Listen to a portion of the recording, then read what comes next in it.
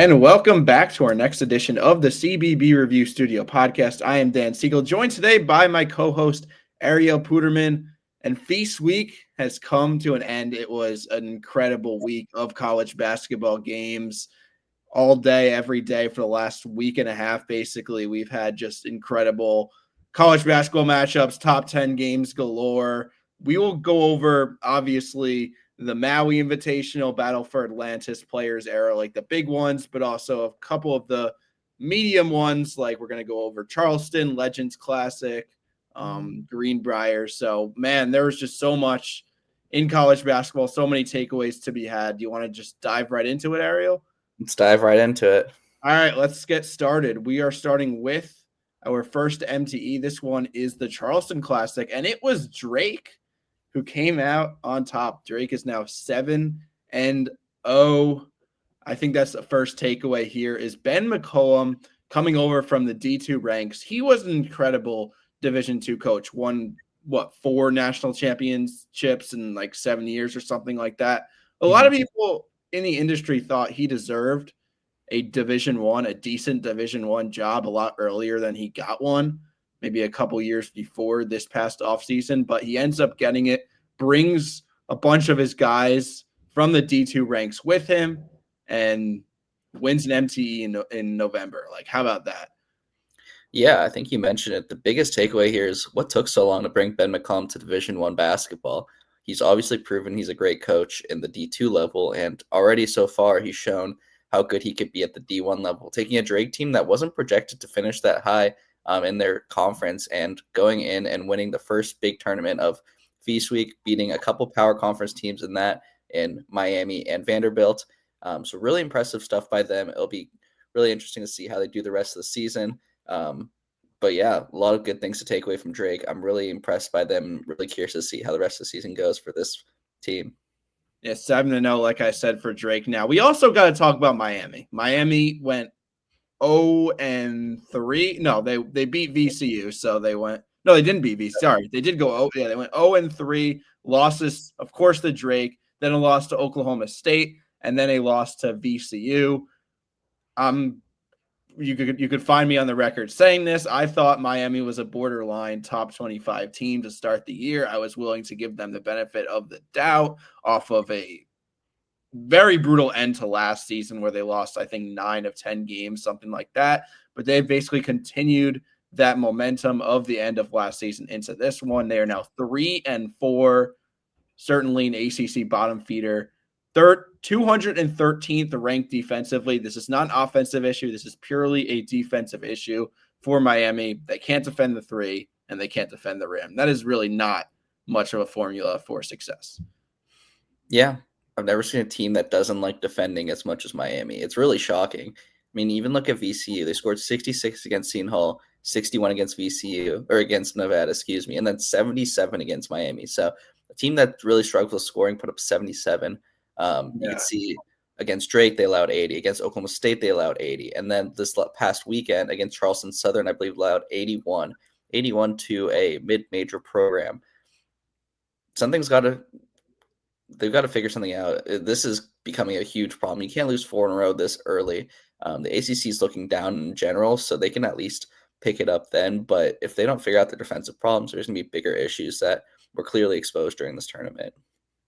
Any other takeaways from this Charleston Classic? I mean, we could talk about Seton Hall. They stink. They just had a brutal loss yesterday to 0-8 at the time, Monmouth. Is that what it was? Yeah, I mean, this team, Miami hates defense, Seton Hall hates offense. These two would be a match in heaven. But yeah, really interesting team. I think Vanderbilt as well, going 2-1, making it to the championship game. A lot of people had them finishing last in the SEC, and we'll talk a lot about the SEC and how I think they were one of the biggest winners of Feast Week, but them making it to the final, they did lose to Drake, but beating off 2 quality opponents in order to get there, which could definitely help in March with their resume. Well, speaking of the SEC, the newest member, or one of the newest members, I should say, of the SEC did end up winning the Legends Classic. Texas ends up beating Syracuse, then ends up beating St. Joe's. 2 games that I think they were expected. They were decently favored to win, but still of note. Texas is now ranked in terms of field goal percentage against the best defensive 2-point team in the country. I think a lot of the reason for that, of course, they have size all over the place, but Caden Shedrick in particular, he is their big rim protector, and he has been able to stay out of foul trouble a lot more than previous years at both Texas and Virginia. So that has been a huge development for them. Any thoughts on Texas? Yeah. Not too many, honestly. I'm kind of disappointed they didn't play Tech because I would have a lot more takeaways then. Syracuse obviously hasn't been great. They've been playing to their opponents. I'll give them that. They kept it close with Texas. They've also kept it close with a bunch of mid-major schools. So don't want to take away too much from that. And then St. Joseph's, they did beat Tech. They have a really talented guards, but that's another game Texas should win. So a little disappointed by that. But yeah, like you mentioned, defense looks a lot better. They've got offensive power with Trey Johnson. So we'll see how they do. I don't think this was a true test for them, and I'm hoping that they can get one or two more before conference play starts. But hey, they beat the teams in front of them, and a lot of people didn't. So you have to respect them for that. I think for St. Joe's now 5-2. It's been well documented their backcourt of Xavier Brown of Brown and Reynolds. They combined for 31 points per game so far. And Rasheer Fleming has also been really good in that front court, a nice piece for them. I think that they could be a team that wins the A-10. I'm always hesitant with their coaching, but that loss to Central Connecticut State will always sting. And I think we'll see them as much as they get the opportunity to really play up and dominate some games and really have some head scratchers. I think we'll see that throughout the year with St. Joe's, but we saw them beat Texas Tech. We still haven't put up a decent showing against Texas. So good for them. Next up, we got Baha Mar. This one was a brutal watch for me as a Virginia fan. I don't think it was unexpected, but definitely not fun to watch the result. Let's start with the winners, though. So we'll start with Tennessee. Tennessee started off with an absolute banger of a game. Let's start with Baylor and St. John's. That was the absolute banger of a game. 99-98. Was that double overtime? Double overtime. And then Tennessee, of course, beats Baylor in the championship game, 77-62. So Tennessee, I think, obviously great defensively. Chaz Lanier has made that big step up into Power Conference land and has been a great player, just a big scorer for them. What are your thoughts on Tennessee and then the rest of the field? Yeah, I think they've been perfect to start the season, to be honest. I mean, we saw what they did to Louisville, a good team. They absolutely dominated them from the start, blew them out. I think they won by over 30, which is crazy because Louisville's a good team. Yeah. They beat Virginia, which, sorry, Dan, not much of an impressive win, but they held them to 42, which is tough to do against any Division I team. And then they absolutely crushed Baylor. I will say I think Baylor's a little fatigued from that double overtime thriller. The adrenaline might have crashed out a little bit while Tennessee had a pretty easy game ahead of them. And this game wasn't as close as 15. Baylor kind of crawled back at the end to make it look a little bit competitive. Yeah. But I'm really impressed with Tennessee. I think a lot of the talk before the season was Alabama, a little bit of Auburn, obviously the Kentucky, Arkansas drama, but Tennessee's quietly flown under the radar, and they look like a really strong team heading into conference play. Yeah, I think Baylor has had a few real head scratchers so far. They haven't lost to anybody bad, but against good teams, they've had a couple of poor offensive showings. Tennessee is obviously one of them. Gonzaga, also another big one of those where, again, they got absolutely smoked, and it was even more of a blowout than the final score said. I don't know. What's the temperature on them? Is it just they really are just prone to cold shooting nights and their offense is high variance by the way they shoot so many threes? Is that your diagnosis? Yeah, I just want to start by saying credit to them for scheduling such a tough non-conference. I mean, they had Arkansas, they had Baylor, they had St. John's, they had Tennessee, and they had Gonzaga opening night. So that's 4 tough games in the non-conference, and I believe they still have a couple more. But yeah, the shooting is definitely a problem. The defense is definitely a problem. So you can see they allowed 98 and 77. Against Gonzaga, they allowed over 100. So I'm really worried about the defense. Omir, great rebounder, not the greatest paint defender. Roach is fine. Edgecombe hasn't been as good as we've thought. So I think that's the great thing about non-conference is kind of figuring out what works and what doesn't. But that defense definitely has to get better against a lot of good offensive teams in the Big 12. And then I want to talk about St. John's a little bit. I was pretty impressed with them kind of throughout the year. I think their win a couple weeks ago against New Mexico was impressive to me, and New Mexico did pretty well in their MTE.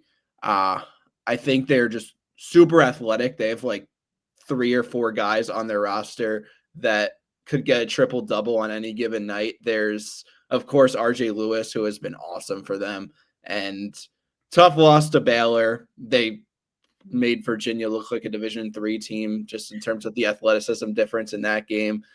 And they did also lose, I think, to Georgia recently. Georgia, by the way, you talk about the SEC.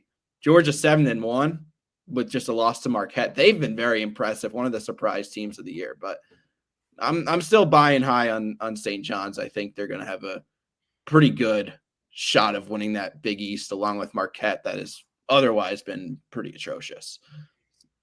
Yeah, I mean, if they hold a 5-point lead with 10 seconds left against Baylor, we're talking completely different about them right now. They have that big win against Baylor. Who knows how they are against Tennessee? So I still feel good about them. Big East is looking very down this year. I mean, wow.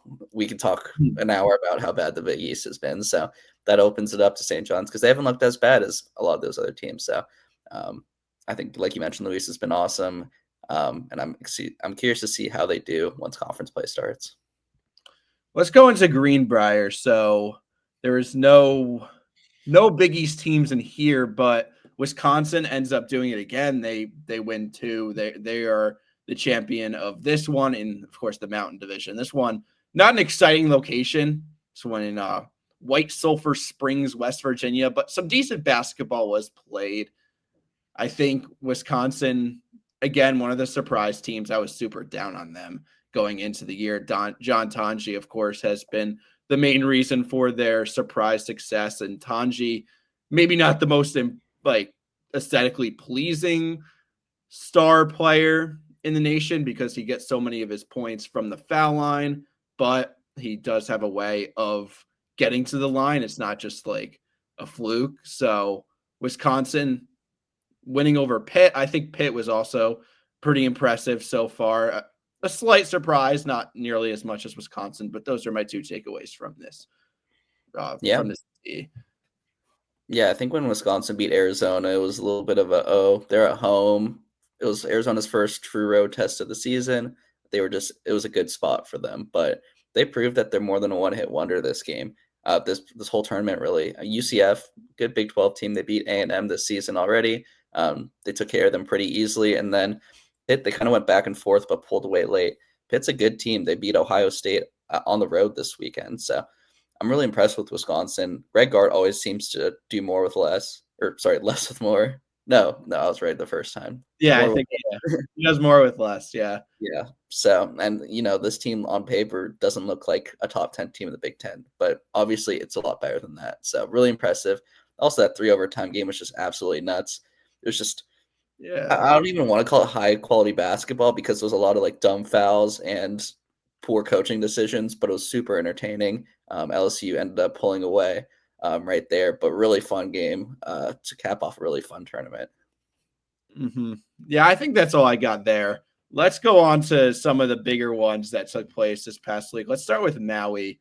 Maui, I mean, there's a ton of takeaways. The bracket here on the graphic is a little bit small, but we'll go over pretty much everything. Let's start with the winner. Let's start with Auburn. Auburn 7-0. I think they are pretty clearly the best team in the country right now, or pretty clearly the team that deserves to be ranked number 1 in the AP poll. Whether they are truly the best, I guess you could debate on that, but man, their offense is incredible. Their defense is pretty dang good too.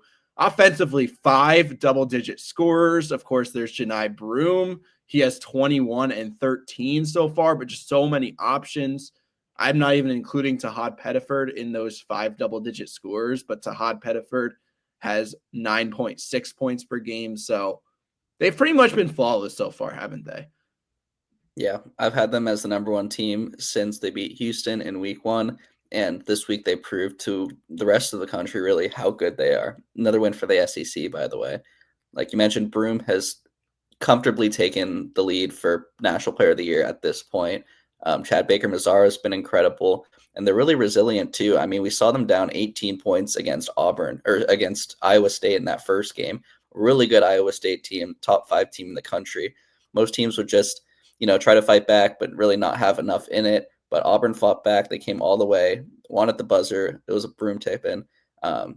Really deserving. And then they played North Carolina, another top 10 team to start the season, took care of them. And then Memphis, good team, but obviously not on the same level as those other two, took care of business there. So it kind of reminds me of what UConn did in the Maui, either last year or 2 years ago, where they really made their mark, dominated, and ended up winning the whole thing. So I think this was kind of a similar situation, and I'm really excited to see how they perform the rest of the year. This team is just so deep, great coaching, great atmosphere. Yeah, I'm really impressed with this Auburn team. Yeah, a lot of points you just mentioned there, a lot of teams you mentioned that I want to touch on. Let's start, though, with UConn.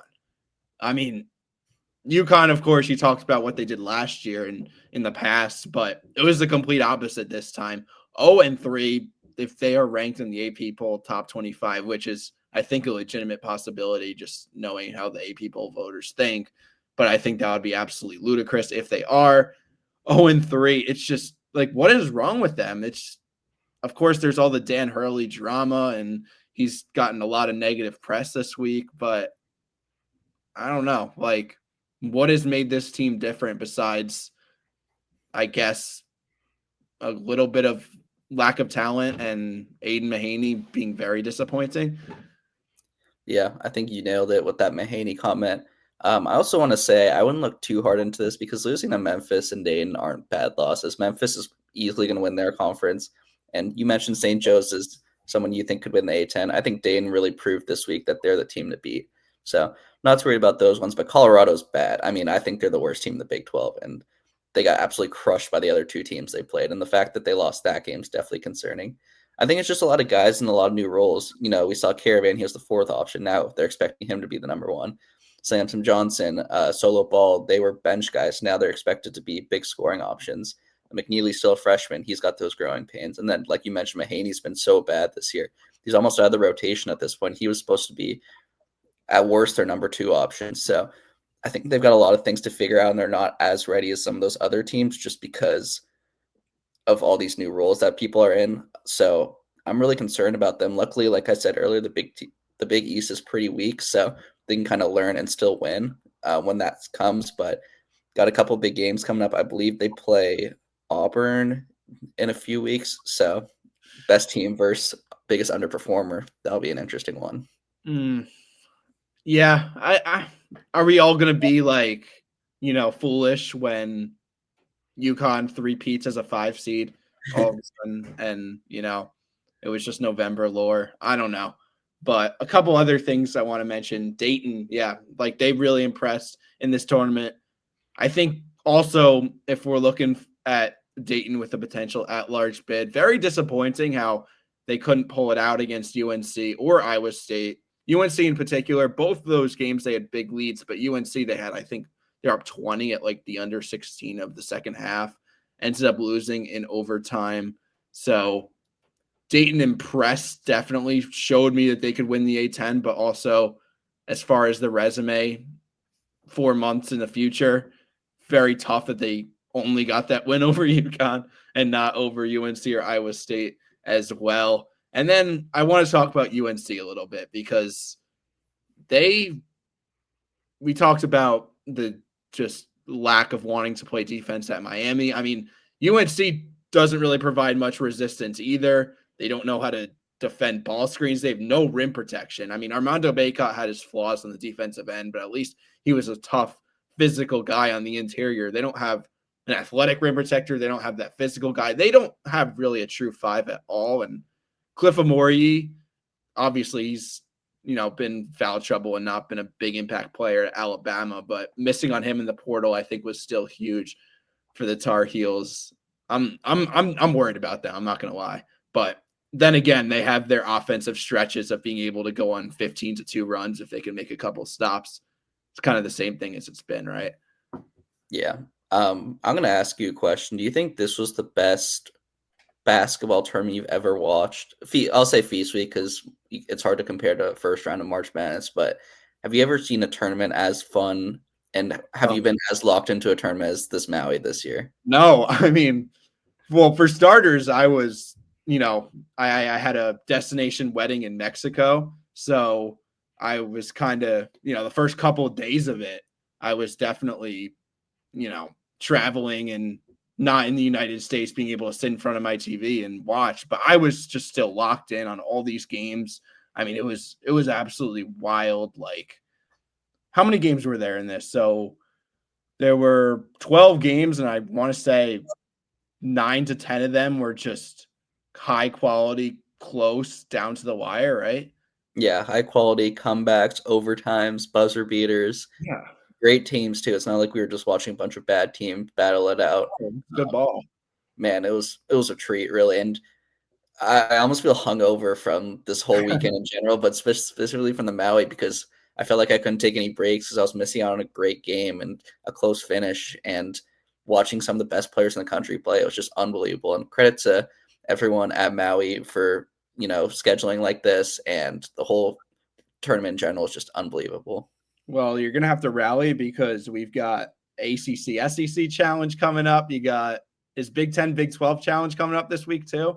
I know Kansas plays Creighton coming up. Yeah. So maybe it's the Big East or something like that. Is it Big East, Big 10? I don't know, but there's definitely some more high quality basketball coming up in the midweek slate, which we'll cover on CV review. So check us out there.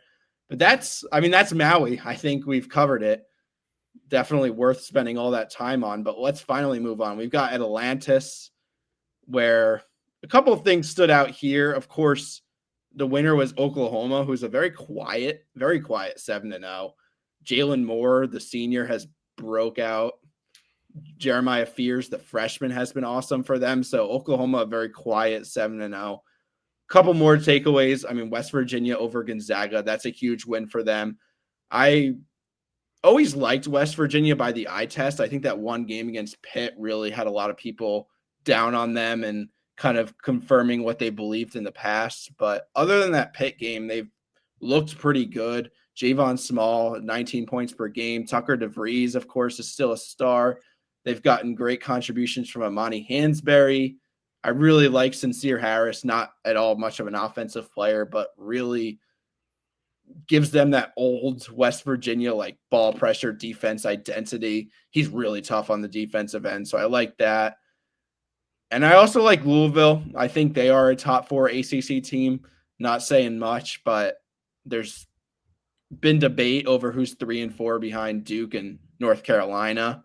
And I think Louisville is definitely one of those two. Shooting has been an issue for them, but maybe that's even more of a reason for optimism because I think Noah Waterman and Terrence Edwards are both guys that'll improve and kind of regress to the mean and go more. I think they're both in the 20s in terms of 3-point percentage so far. I think they're true mid-30s guys. So Louisville's another team to watch out for. They could do well as things click in year one under Pat Kelsey. But those are my takeaways. Anything more?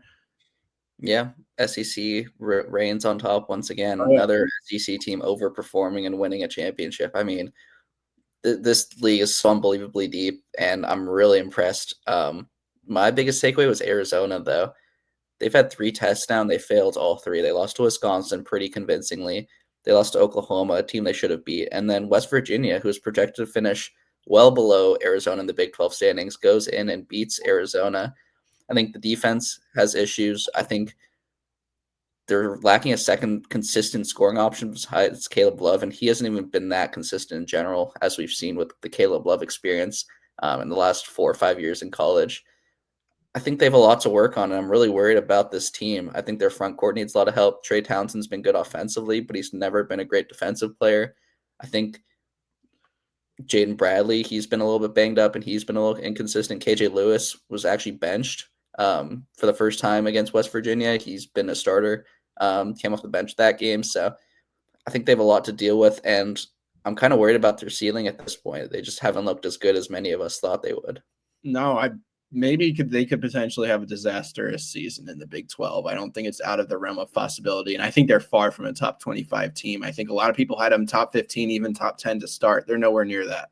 So, yeah, Arizona, definitely a true disappointment. Finally, we got the Players Era Festival, which before we get to that, actually, let's talk about Acrisure real quick.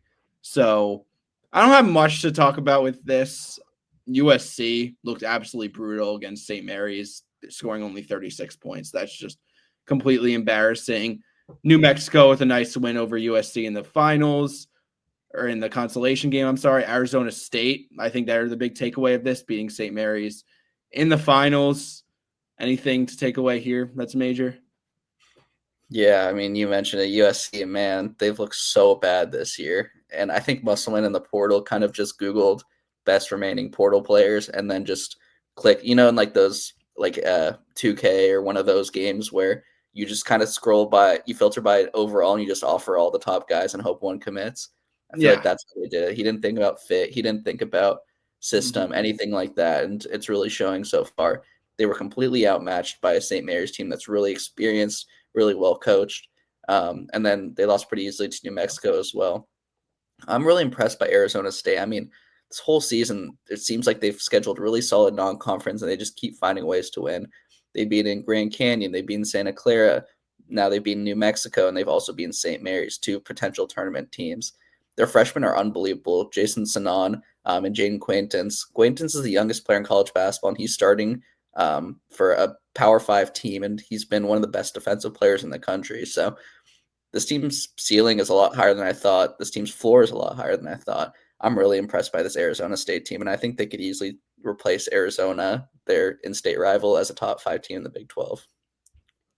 All right, there it is. Players Era Festival. I did not find a graphic with the final results, but in the championship game, we had Oregon take Alabama down to the wire, beat them 83-81. San Diego State beat Houston in the third place game. Texas A&M beat Rutgers in the fifth place game. Creighton beat Notre Dame in the seventh place game. I don't know. Like, this is definitely a new kind of format.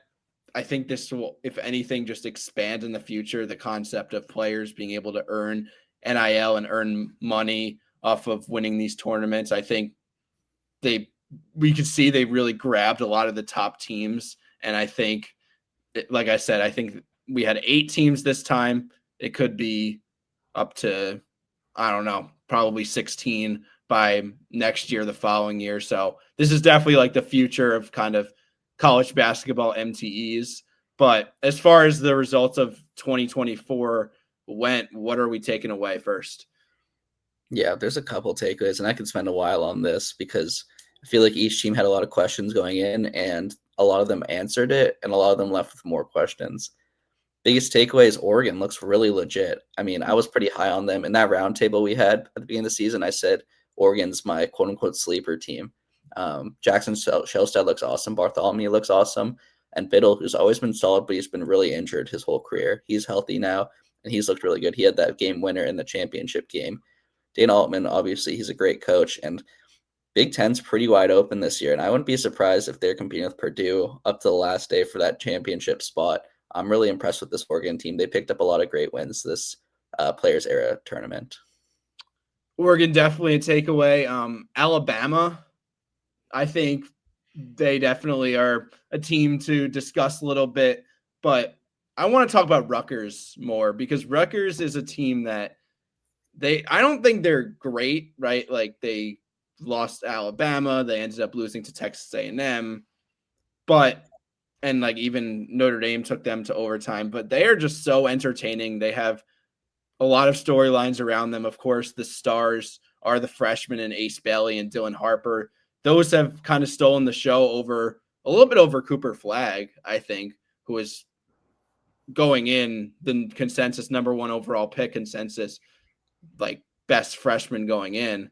But Rutgers is a team I feel like they're probably fringe top 25, like projected in true talent, but just a team that whenever they're on, glued to my TV wanting to watch them. So they definitely had some good games. Houston worries me a little bit. Like they struggled, I think, a little bit offensively, a little bit defensively. Like they haven't been that elite defensive team that we kind of are accustomed to Houston being. And they returned 80% of their talent from being a 1 seed last year. And it's just, I guess Jamal Shed was that important. I don't know. I guess we saw that in the tournament as well. But those are a couple more takeaways I had. Yeah, I'll add at San Diego State. I was very low on San Diego State. On paper, it's a bunch of guys who didn't really stand out in their college careers. A lot of freshmen who were not exactly 5 stars, maybe even borderline lower 4 stars. So I thought this would be the year that they finally dropped, but you can never doubt Brian Dutcher. I mean, one hell of a coach. And he came into this tournament, he won 2 games. He beat Creighton, who is struggling a little bit, but still a good team nonetheless. And then that Houston team you just mentioned, and they even kept it close with Oregon, who won the whole thing. So I'm super impressed with San Diego State. I think that the Mountain West is looking pretty strong again, but I think they could win it this year. Another team I'll mention is Notre Dame. They lost Marcus Burton, and it looks like he's going to be out for a while. I don't think anyone was really expecting them to be a tournament team or really compete in the ACC, but without him, it could get ugly for Notre Dame. And it's sad because they're a fun team. Shrewsbury's great.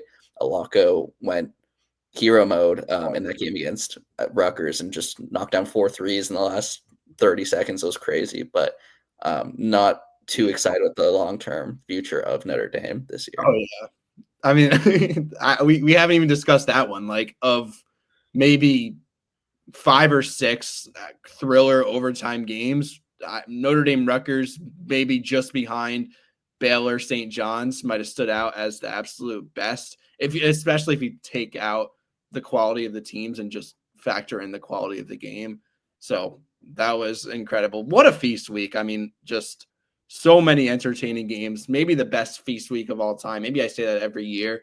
And yeah, I mean, we didn't even talk about Kansas Duke or any of those like one-off games either. There was just so many good games and nonstop basketball. It was almost hard to turn off your TV just because anytime it was on, from the Maui games at 3 a.m. in the morning to those other tournaments that start early in the morning. It was just nonstop good basketball. Well, we will continue to have you covered with all these games. Like I said, there's plenty of good action coming up this week. There is the ACC SEC Challenge, so there'll be 15, more than that at this point, games between ACC and SEC schools. Hopefully the ACC doesn't get beat too bad, but I don't have much hope on that. But there will be some good games at the top, and I'll definitely be keeping an eye out for that. But that will do it for today's edition of the CBB Review Studio podcast. Thanks for watching. Thanks for listening, and take care.